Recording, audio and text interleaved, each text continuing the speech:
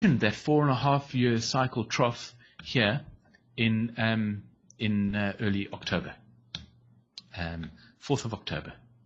Okay, or I think I clicked badly there. Okay, so that's the analysis that Sentient Trader has performed, and we can have a look at the details and we can compare them.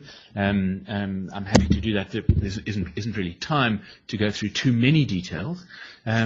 But if you have a look at this analysis, it is a fairly reasonable analysis. It interestingly positions the 18-month cycle in October of 2008 instead of March 2009. And you can see a similar thing happened in October 2000, from October 2008 to early 2009 to the 2002-2003 situation. Let me quickly have a look at that. Let me zoom in from September to May. This is the Indian market, and let's do the same thing, and let's quickly highlight and rank those troughs, which I think is a useful thing to do.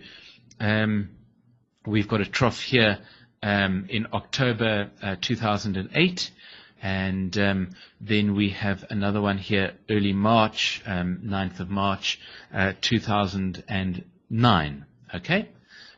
Which is more prominent? They're very closely matched. Possibly the 2008 one is more prominent, but they are very, very closely matched. Now let's have a look at the same thing in the South African market, and just need to find it, and we went September to May, and so here I think in the South African market you can see similar price movement, but a little bit different. In fact, the trough was November, was the much more prominent trough, and then there was a trough that occurred a week earlier on the 2nd of March. This is median price, of course, 2nd of March 2009. Which was the more prominent? Again, they're very closely ranked. I would almost say that they are equal troughs. Okay, but you got November instead of October. There was a trough in October, as you can see, but the actual trough in price was in November. Okay, so some interesting differences there. And now let's go to the American market, and same time period, September 2008 to May 2009. Let's turn off the phasing and turn on our whiteboard, and let's have a look at those troughs. October. Different to the Sensex, because there's not really a very prominent trough. Well, there are one or two troughs in October, but different to Sensex, but very similar to the South African market, right? Because there was a more prominent trough in November, but later in November, that was the 3rd week in November. The South African market, I think you might remember, was the 1st or 2nd week in November. And the American market formed a trough again on the 2nd of, on the 9th of March 2009. Now, if we're going to rank these troughs, this trough is clearly more prominent.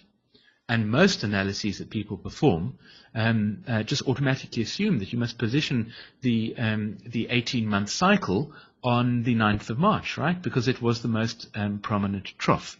However, by keeping an eye on the emerging markets, you would know that the troughs in November in both emerging markets were in fact very prominent. And one could very easily make the case that this 18-month cycle trough should not be placed in March of 2009, but should possibly be placed on this trough in November of 2008. Okay, so let's go back to those emerging markets and turn on the phasing analysis. Let's look at the Indian market, and if we turn on the phasing analysis, here you can see that 18-month trough has been placed in the last week of October 2008. All right. In March of 2009 was a trough of only 20-week magnitude. Let's take a look at the South African market and turn on the phasing analysis. Here you can see that the 18-month cycle trough has been positioned in November of 2008. And it was, in fact, the third week of November. I was wrong about that. And there is only an 80-day trough on the 2nd of March of 2009. So what's happening? Well, all these cycles are moving markets all over the world. But what tends to happen is that between one country and another country, the cycles tend to get a little bit distorted. And in South Africa and in India, the trough that formed in March was a higher trough and was therefore assigned less importance and less prominence in an analysis.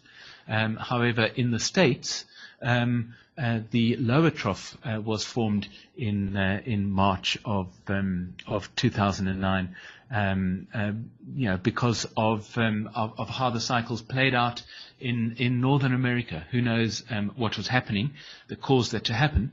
But the more prominent trough was formed in March of 2009. So, conclusion. Time for me to wrap up and talk about what's happening now. Everyone's been very well behaved. You've all been very quiet. I hope that this is all making sense and proving to be of some interest to you. So let's talk about what's happening now. Okay, the big question, and it's a question we spoke about in was it last week's Trader Chat? We spoke about the trough on the 4th of October, and was that a trough of the 18-month cycle, or was there another trough that we're still expecting? And let's go back to those US indices and just remind ourselves of that analysis. Somewhere here I've got here we go. This is the preferred analysis. Okay, so you might remember from last week, if you weren't here, you can watch it. It's uploaded to YouTube. An hour of fascinating viewing. So here's the analysis that I think. I'm not sure we agreed, but this is the analysis I presented as my preferred analysis. I still believe that the trough in August was of 20-week prominence, and that the trough on the 4th of October was of 80-day prominence. However, the big question is, was this trough in fact the expected 18-month trough and possibly even longer cycles? Is that what happened? So let's take a look at our analyses of the emerging markets. Well, when you do an analysis on the Indian market, right? And when you do an analysis on the Indian market, let me just zoom in and give a similar sort of a time scale.